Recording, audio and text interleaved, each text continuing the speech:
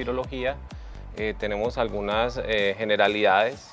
Dentro de las particularidades que tienen los virus, es el grupo que tiene mayor diversidad biológica, más que los reinos bacterianos, vegetales y animales juntos.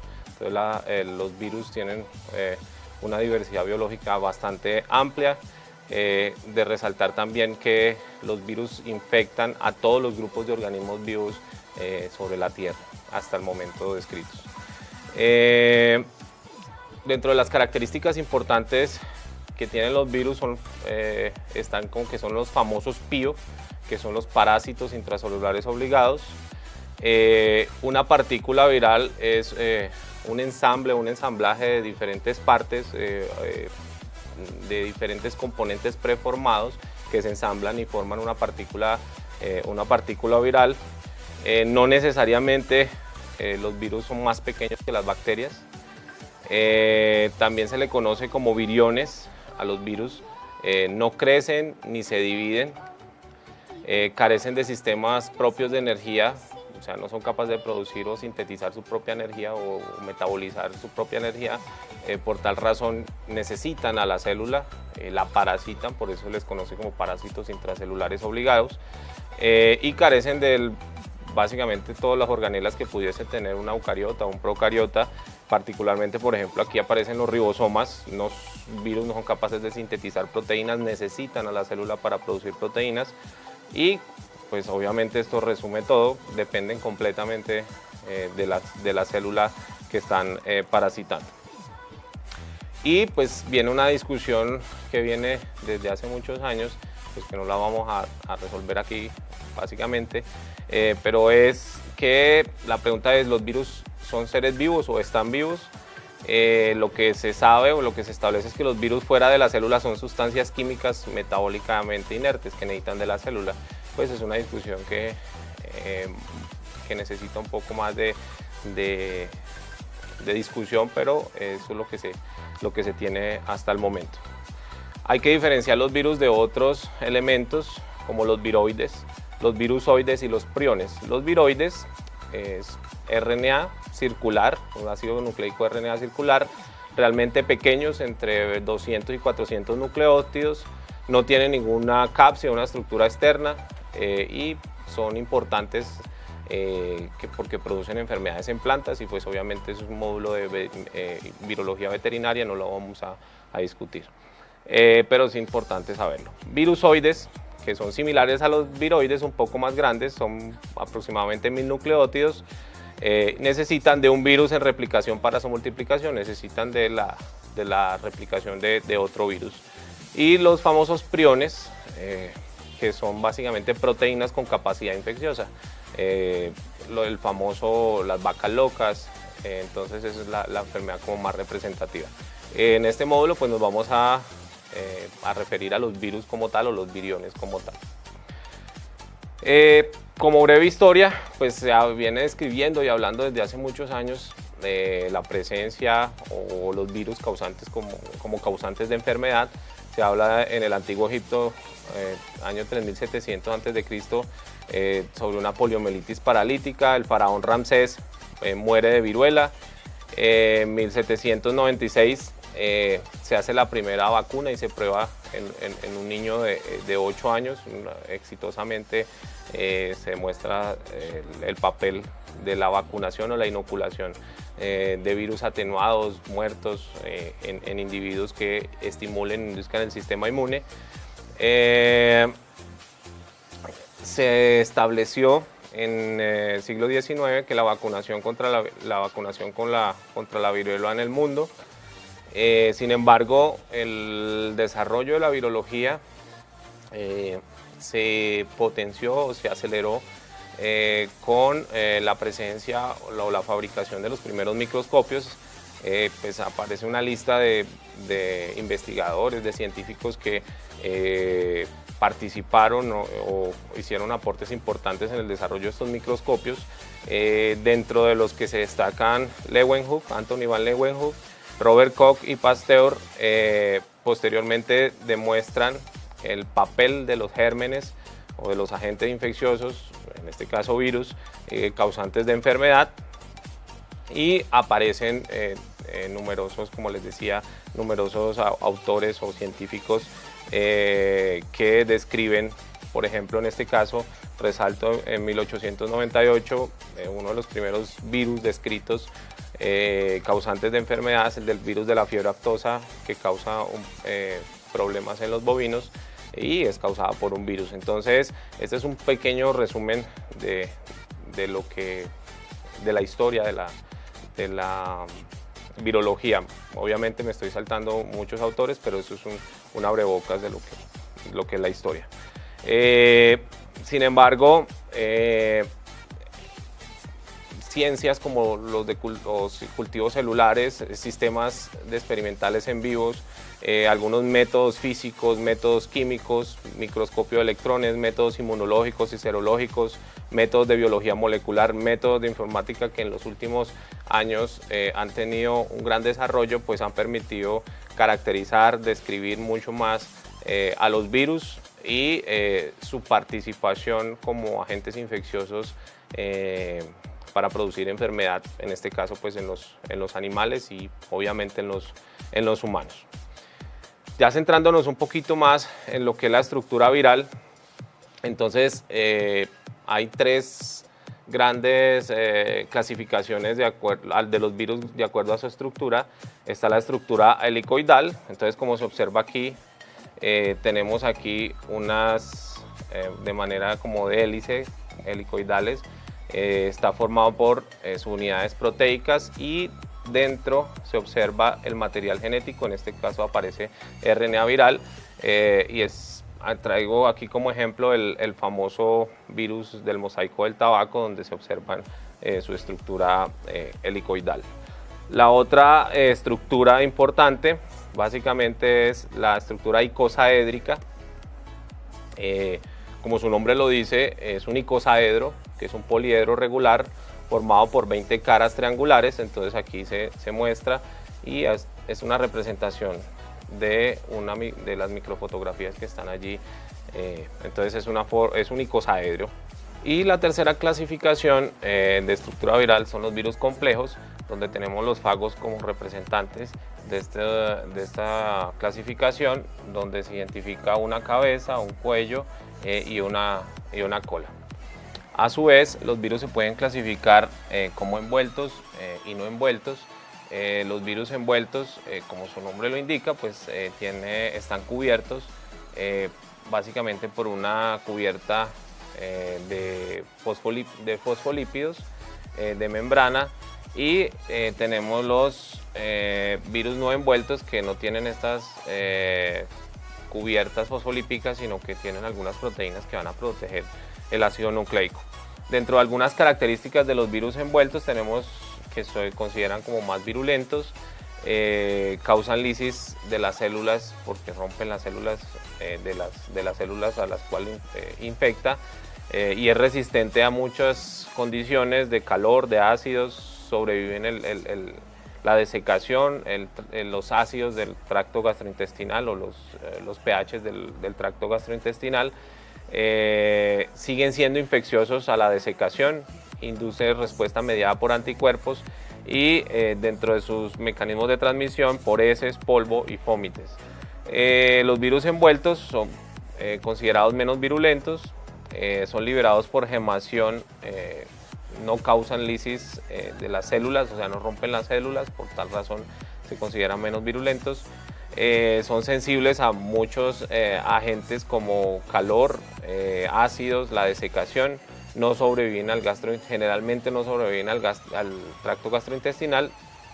La infectividad se pierde por desecación, inducen respuesta celular y anticuerpos y están transmitidos por sangre y secreciones. Conclusión, los virus se clasifican si presentan o no presentan envoltura o cubierta fosfolípica, y esto le da algunas propiedades o características de virulencia.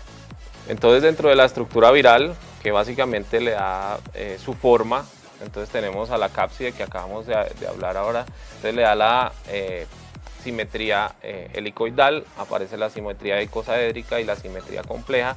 Entonces la cápside de la simetría helicoidal está equipada con una proteína de empaquetamiento que se le conoce como NP. Tenemos la matriz y tenemos proteínas o ribonucleoproteínas. Por su parte, la cápside de la simetría icosaédrica, como decíamos ahorita, es un icosaedro, son 20 caras triangulares y aparecen unos vértices que ya con un poquito más de detalle aparecen 12 vértices relacionados por ejes de 2, 3, 5 pliegues. Tenemos la simetría compleja, que son virus que contienen elementos no estructurales que dan como resultado la combinación entre simetría icosaédrica y helicoidal. Entonces, conclusión, dentro de la estructura viral está la parte que es la cápside, y eso le da pues obviamente su simetría, y de acuerdo a diferentes simetrías aparecen algunas proteínas o algunas conformaciones tridimensionales que le dan esta clasificación. Otro elemento importante de la estructura viral es la envoltura. Como dijimos anteriormente, aparecen los virus envueltos y los virus no envueltos, y esta envoltura está constituida básicamente por glicoproteínas y otras proteínas, y entonces aparecen una clasificación de los virus de acuerdo a su envoltura. Aparece virus que tienen envoltura viral simple, virus que tienen envoltura viral con una o dos capas adicionales de proteína, y aparece virus con envoltura viral con numerosas proteínas internas. Otros componentes del virus, tenemos el genoma, que ahorita los vamos a ver un poco más en detalle, ácidos nucleicos no genómicos. Algunos virus presentan, portan o cuentan con unos paquetes enzimáticos, otras proteínas y macromoléculas celulares. Entonces, los virus se clasifican de acuerdo a su genoma viral. Entonces tenemos de acuerdo a su ácido nucleico como virus DNA o virus RNA, de acuerdo a su forma, o sea, del genoma viral. Entonces hay virus con genoma lineal, genoma circular, genoma segmentado. Si presentan cadenas, entonces aparecen los monocatenarios, los bicatenarios, y teniendo en cuenta el sentido, aparecen virus con genoma viral con sentido positivo, con sentido negativo o con ambos sentidos. Característica de sentido positivo, sentido negativo, se refiere a su similaridad a RNA mensajero, que fácilmente pueden ir a los ribosomas y producir proteínas. Entonces, teniendo en cuenta el genoma viral, aparece el conocido sistema de clasificación de Baltimore. Entonces aquí, por cuestión de tiempo, no vamos a entrar mucho en detalle, pero como les decía, este se basa básicamente en que el genoma tenga o pueda producir una polaridad positiva o muy similar al RNA mensajero. Entonces tenemos los virus RNA y los virus DNA, y tienen algunos sistemas muy particulares que la finalidad es llegar a producir un RNA mensajero para poder sintetizar las respectivas proteínas para su posterior ensamblaje y liberación para infectar otras células.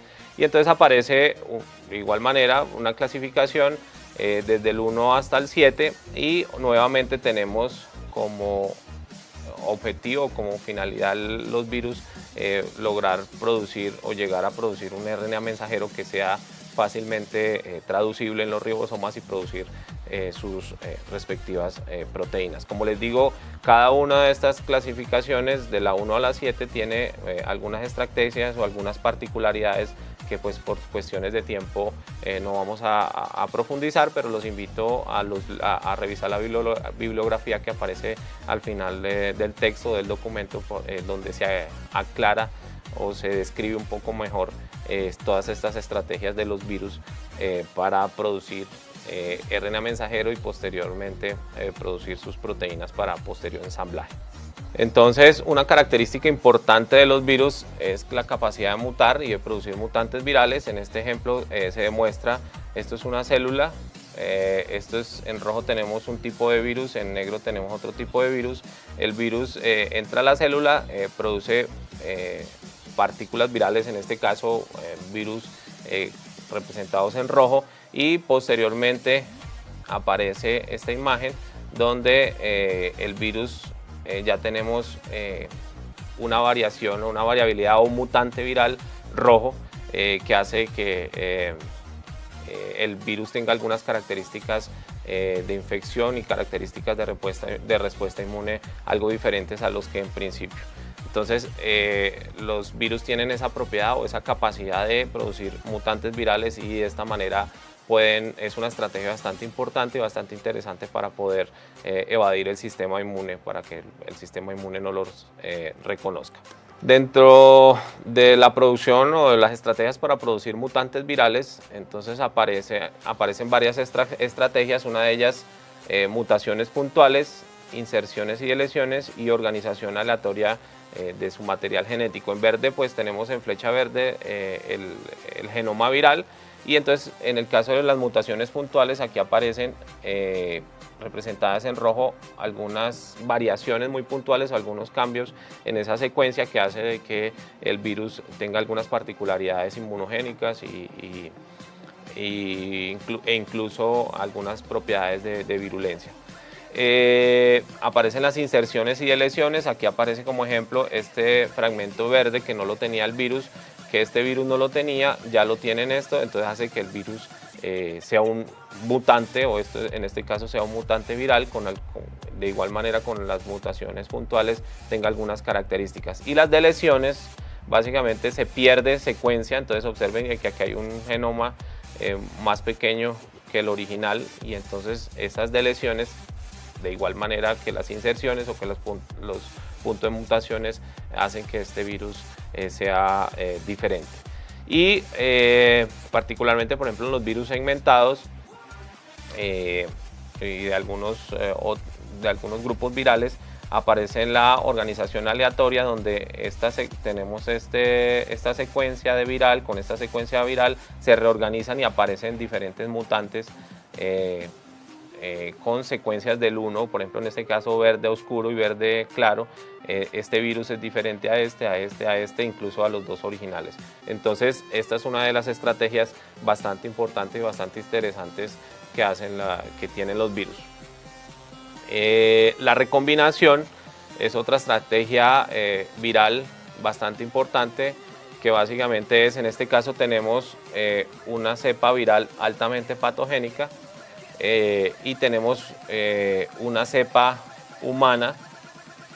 Cuando se recombinan o se reordenan o se integran este material genético de estas cepas virales altamente patógenas de origen animal y estas cepas humanas, dan origen a una nueva cepa o un nuevo virus con alta patogenicidad, tomando la información genética que tienen estas cepas virales animales, y estas cepas humanas dan origen a una nueva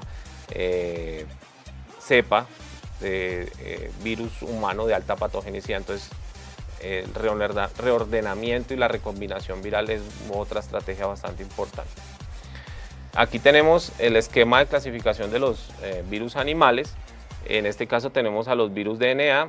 Aquí tenemos, de acuerdo a su conformación, los virus DNA pueden ser icosaédricos o complejos, pueden ser desnudos o cubiertos, como lo decíamos ahorita, su material genético de cadena simple o cadena doble, la presencia o la ausencia de sistemas enzimáticos propios, o sea que son capaces de generar sus proteínas o necesitan el sistema o las proteínas o el sistema enzimático de la célula. Aquí aparecen la clasificación de acuerdo a su material genético como circular o lineal, y aquí aparecen pues ejemplos de algunos virus que pertenecen a estas. Entonces este es un ejemplo o un esquema que resume todo lo que hemos venido hablando.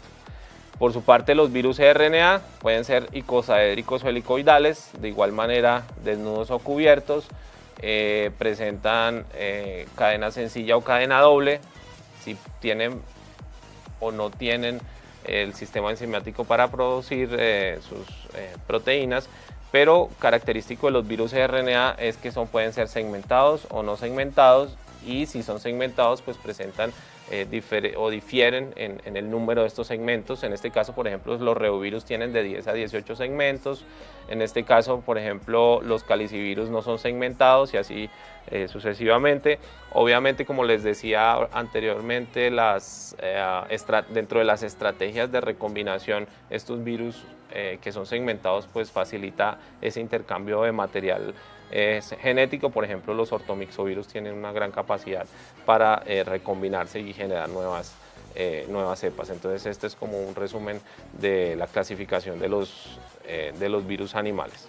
Entonces, recuerden, nuevamente la clasificación de Baltimore es finalmente la finalidad es producir un RNA mensajero que sea una información inmediatamente traducible, que se vayan a los ribosomas y produzcan proteínas, y eso básicamente se ve o se establece la relación del genoma viral con el RNA mensajero.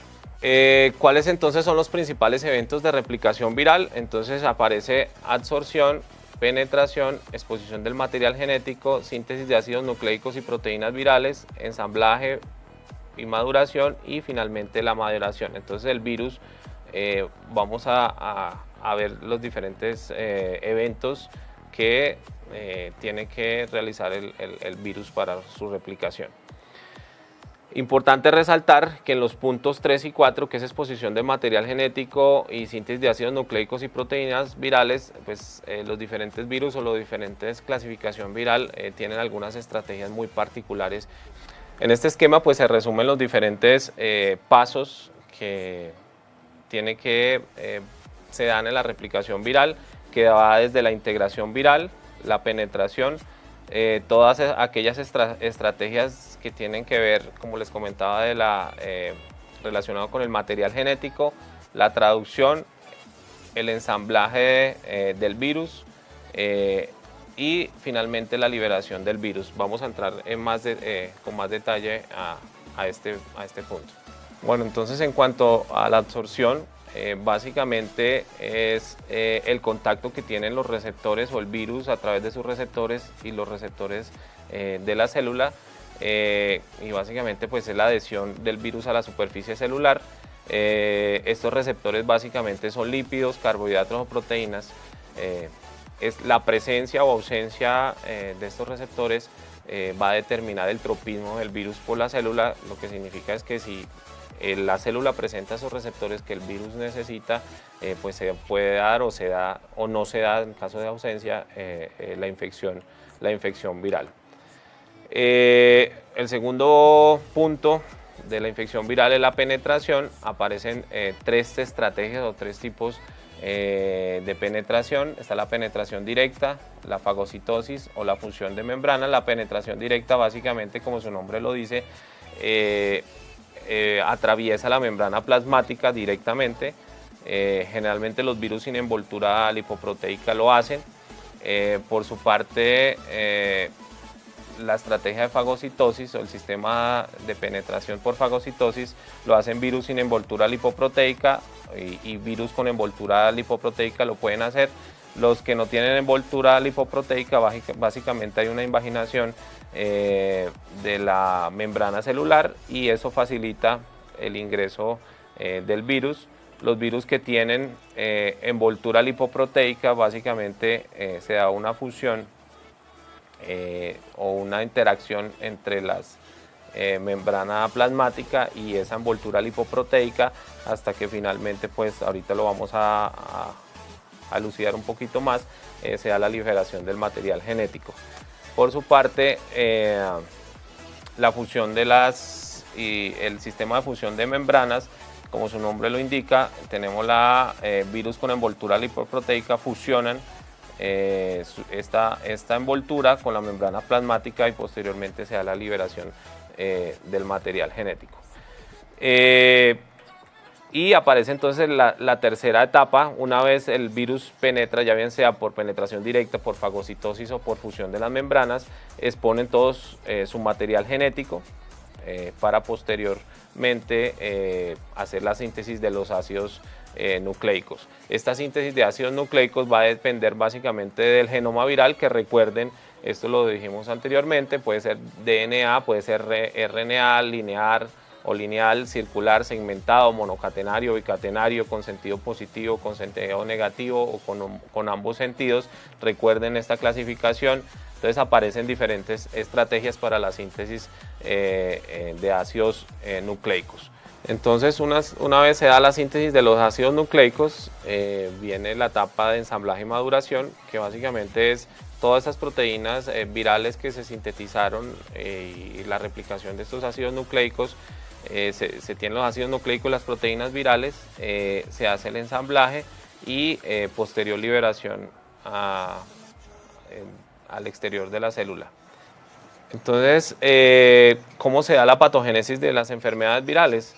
Entonces los virus pueden ingresar por cualquiera, en este esquema se muestra por cualquiera de estas rutas o estas vías, puede ser por boca, nariz, por pulmones, por piel, tracto urogenital, ano, capilares, a través de vectores, mordeduras, rasguños, a través de las conjuntivas. Es importante aclarar que en cada una de estas vías de entrada el sistema inmune está presente, entonces el virus para poder causar enfermedad generalmente debe o particularmente debe superar todas estas barreras del sistema inmune. Entonces, ¿cuáles son los pasos obligatorios de una infección viral? Entrada al huésped y replicación primaria del virus. Como les decía, para eso tienen que evadir el sistema inmune, en este caso la respuesta natural. Diseminación local o general de acuerdo al tropismo y una segunda replicación viral. Aquí ya debe el virus evadir el sistema inmune primario. Y la tercera etapa, hay una respuesta inflamatoria donde se debe dar el virus o se da la evasión de la respuesta inmune secundaria e inflamatoria. Después de que pasan todas estas etapas de una infección viral, pues se da el establecimiento de enfermedad. Bueno, entonces, cuando un virus ingresa a una célula, puede causar diferentes problemas o diferentes alteraciones. Básicamente, el virus puede causar alteraciones metabólicas en la célula, puede producir lisis celular. Algunos virus particularmente pueden integrarse al genoma y producir una transformación neoplásica, o sea, pueden causar cáncer. Estas proteínas virales también se pueden comportar como antígenos y desencadenar una respuesta inmune. Esta proteína viral también puede ensamblarse y, como veíamos anteriormente, ensamblarse y producir nuevas partículas virales que van a infectar otras células. También se han identificado algunas inclusiones virales y también alteran o reducen la síntesis de DNA y RNA y proteínas en la célula en particular. Entonces observen de que un virus, en este caso pues es representado como proteína viral, es capaz de producir alteraciones metabólicas, muerte o lisis celular, transformación neoplásica, antígenos virales, inclusiones virales, etcétera, etcétera. Básicamente el virus secuestra el sistema de la célula para a su favor, para poder replicar y producir más partículas virales y poder infectar otras células.